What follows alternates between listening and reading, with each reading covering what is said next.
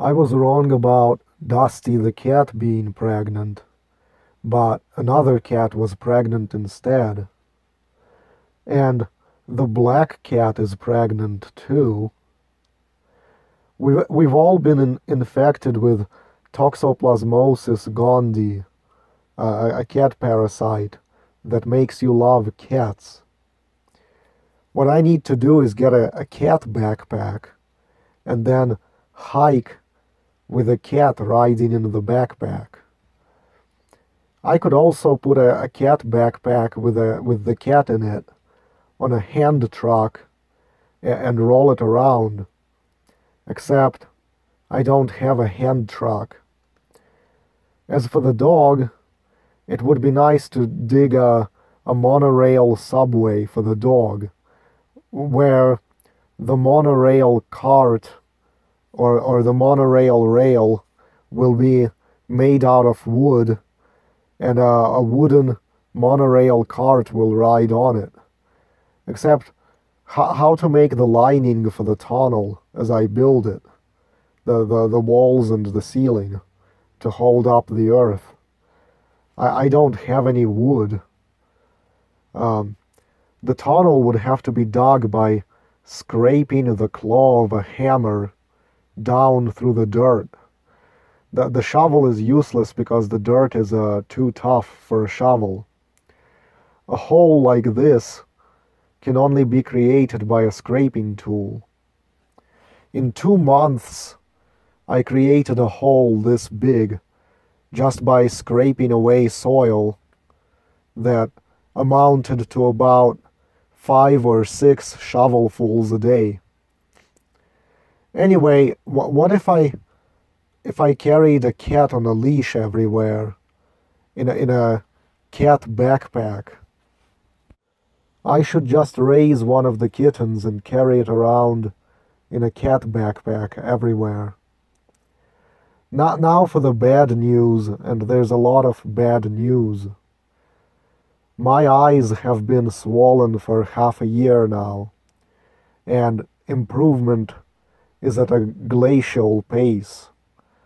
Something absorbed into them in the middle of October that I'm guessing could only be a heavy metal, such as lead, because only heavy metals like lead take an eternity to leave your body.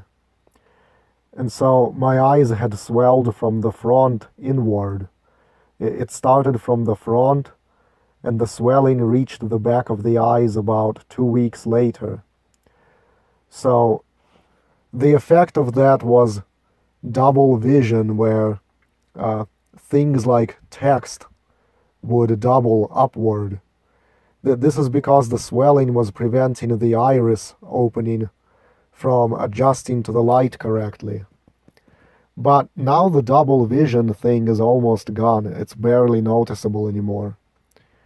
A red light had begun glowing in the very center of my vision that I could only see in the dark after the swelling had reached the back of the eyes. In bright light, the spot would turn white, but it wouldn't be noticeable unless I looked at the bright sky. And then I could see specks of white where the blue should be.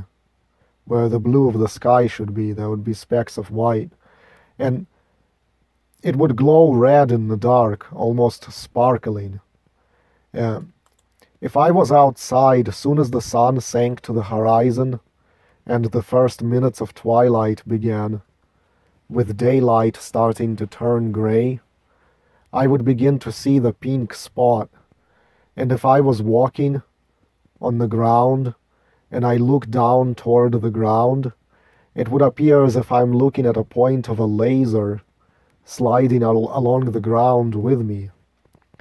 And I suspect that was caused by inflamed optic nerves. Now the red has faded so much that I have to struggle to see it in the dark, and it's only in total darkness that I can still see the red. And it's barely 1/3 of the strength that it used to be. In January or maybe December, there was a few weeks where it felt like I needed to stretch my eyelids just a little further than normal to keep them closed. That's because the eyeballs were swollen. When I hiked, I could see a ripple in my vision caused by the beating of my heart. Then suddenly at the start of March, I felt most of the pressure or the weight or something fall away from my eyes, and all of a sudden I wasn't feeling my pulse beating in my eyes anymore. But I also noticed a curious change. If I were to close one eye or the other, square things no longer looked square if looking through one eye.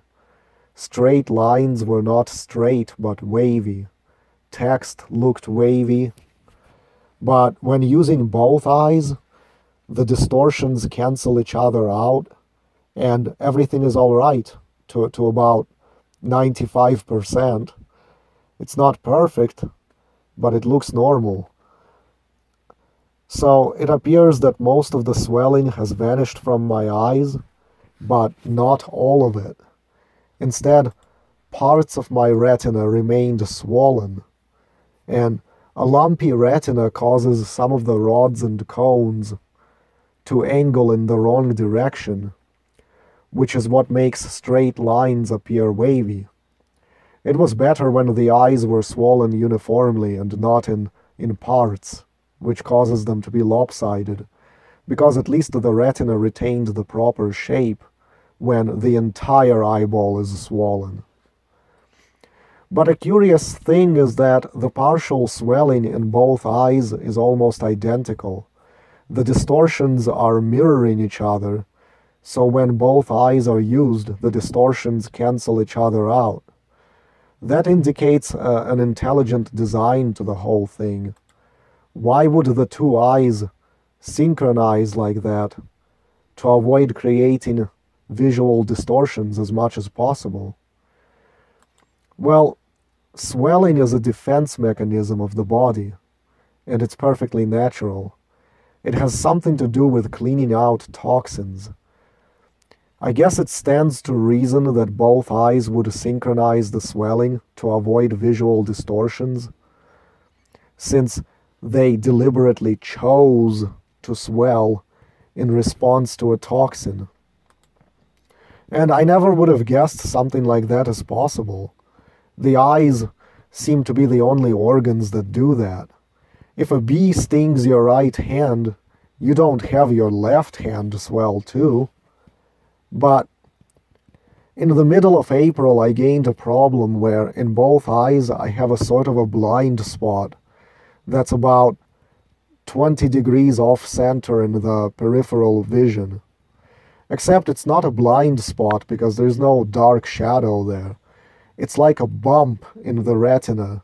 Again, in the same location, synchronized between both eyes. That causes some of the rods and cones to bend away at an angle, where light coming in at an angle strikes at almost a perpendicular. So objects can disappear within those blind spots as if they don't exist. And it's actually not a blind spot, it's a kind of blur, I guess, where objects disappear. And I'm guessing it is a bend in the retina, because I can see straight edges of things begin to bow outward and curve toward the blind spot before vanishing. So take a reflective surface, put a small bump into it, and see how it will look as if the edges of things that are being reflected stretch toward the center of the bump. It's the same effect, again, synchronized in both eyes. This can only mean that my eyes are reacting with the swelling because they want to. Now, I'm not sure how poisonous lead is, but it must not be too poisonous, or I would have had pus leaking out of my eyes due to dying tissue, and I don't have that. Dead tissue would cause bacteria to feed on it, and then they would call it an infection and blame the bacteria for the problem. So imagine how you get a mosquito bite bump on your skin. And because it's on your skin, it's fucking meaningless to you. But imagine a piece of your retina swelling into the same kind of bump, where now the rods and cones no longer point where they should, but they follow the surface of the bump, where light rays that should be hitting straight on are now hitting at an angle. That's how you get to see wavy lines that should be straight. Imagine closing one eye and seeing that lines are wavy, and the phone screen looks like it's bending at a diagonal, and also seeing a mirror image of that by closing the other eye, but opening both eyes and everything looks normal. Well, about 95% normal, but certainly not all fucked up when using one eye or the other. Must be the brain knows how to correct the fucked up inputs from both eyes, where it needs the slightly different images from both eyes, where it compares them and then corrects them.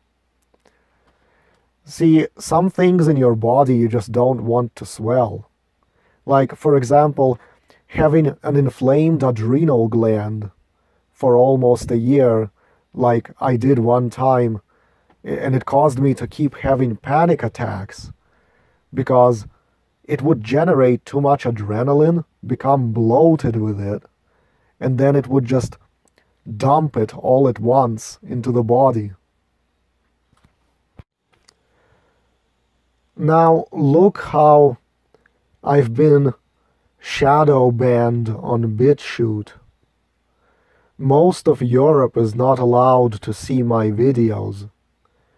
And to think that it's people mostly in Europe who would click my videos, apparently. I could get up to 1,500 views, and now there is nothing. And the way it worked is someone would click out of curiosity, watch for 5 seconds, hear my voice, and then move on by clicking off immediately. But because they watched for 5 seconds, it counts as a view. And now I don't get that. Because my mother returned to Russia for the summer, now I will not get any extra food brought to me. Now, many times I've actually been forced to eat pieces of dry dog food kibble just to have something extra to eat. And my stepdad is going to die in the meantime, and then the Freemason landlord will kick me out. Now, I'm the kind of person who is not able to stand on my own 2 feet in this world, figuratively. And the thing is, by this point, I wouldn't even try. I would not go into some corporate branch and even attempt to ask for a job or anything like that. I know that those places would be hostile to people like me, and I just don't have the wherewithal to try to please them.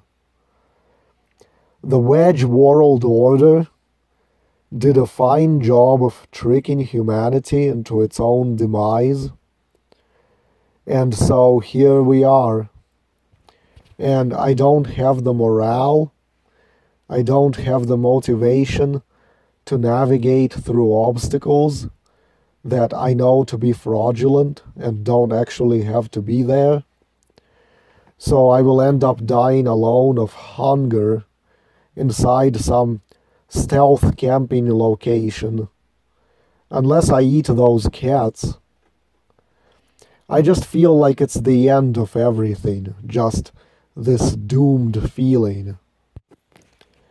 And besides, I also get, well, what you would call getting sick very often, like every few days. This is because my organism has become obsessed with cleaning itself of toxins constantly. Normal people might get a really bad flu once a year, where, once a year these people are laid out for a few days with the flu. That means that they have accumulated a year or 2 years worth of toxins. And now this body, their body just has this enormous cleanup job to do. But my body doesn't wait like that. It just goes through very mild cleaning processes almost once a week. So I never get a flu that causes me to be so weak and miserable I can't do anything. Except in 2019, where I might have inhaled black mold and was poisoned by that. But instead, the cleanup happens so often that I only get put a little bit under the weather once every week or so. But as a result, I avoid having any major symptoms as a result. So I don't go through this huge process of a sore throat and cough and all of that once a year, because my body doesn't wait an entire year to clean itself up. It doesn't wait for shit to build up, so it's that difficult to clean up. Instead, it does very small detox processes where one day I might feel like I have a very mild flu that lasts only a few hours, and then I feel refreshed. For example, I might spend a few days eating some processed food that's got preservatives in it or something toxic that's maybe not meant to be eaten by humans. And after a few days of accumulating that, my body just decides to clean it up. And it makes me a little weak in the process. It's kind of preventing me from functioning where I would be able to live a busy life, like going to a job every day, because my body just obsessively cleans itself of toxins. I think why people get hit with such a strong flu every year is because they subconsciously urge their bodies to delay the detox process, because they have such a busy lives and they don't want to feel sick. So the mess of toxins just builds up to a point where once the cleanup starts, where it can't be avoided, it can't be procrastinated on anymore, it becomes such a huge job for the body that they end up in bed for like 5 days with the nose running and the cough and the sore throat. My body prefers to avoid that kind of bullshit, where instead of doing this one huge job once a year, it just cleans itself up regularly every few days. It's like, why not sweep out the house every day instead of letting the mess build up and only sweep out the trash once a year? So I used to get sore throats and stuff when I was younger, but I think my body adapted this idea that if it just cleans itself up every few days, yeah, it's gonna cause me to feel under the weather a lot more often, but at least it can avoid then doing a major cleanup job that causes the sore throat, the cough, and then I can't move at all and all of that stuff.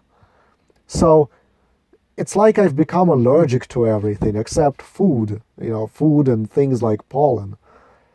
Pollen might make me sneeze if I'm very close to the source of it, but for me it's something really toxic, not something that organic, that has to get into me, and my body is like, nope, gotta clean that up right away.